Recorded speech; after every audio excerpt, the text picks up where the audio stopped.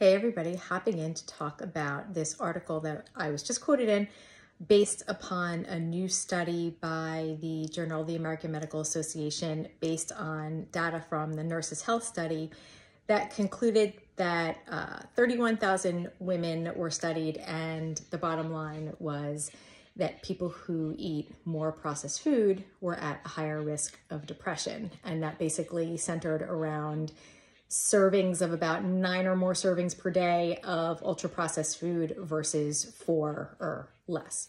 I don't think that that's super surprising given the fact that if you're eating 9+ servings of ultra-processed food per day, your diet probably isn't super high quality, and the things that we look for to make up the base of a healthy diet, including fruits, veggies, nuts, beans, seeds, whole grains, lean proteins, low and non-fat dairy, the things that are nutrient rich without being calorie dense but nutrient poor. And I think where it gets a little muddy, and what I talked about in this Fox News article, is that you have to realize that while that seems obvious, all ultra-processed foods are not the same. So for example, something like soy milk in a database would be considered an ultra-processed food when to your body it's more like a whole food and very nutrient dense.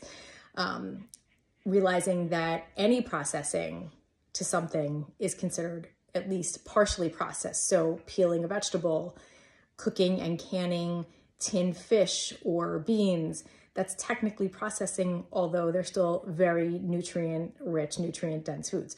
So I think also we have to talk about social determinants of health.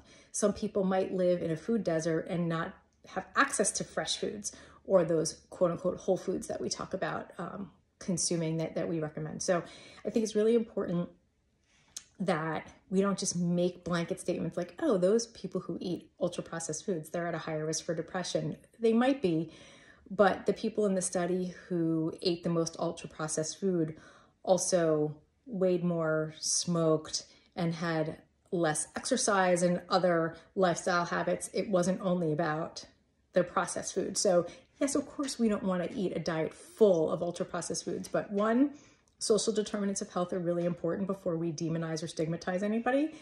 And secondly, not all quote unquote ultra-processed foods are the same nutritionally. So those are just my 2 key takeaways from this piece.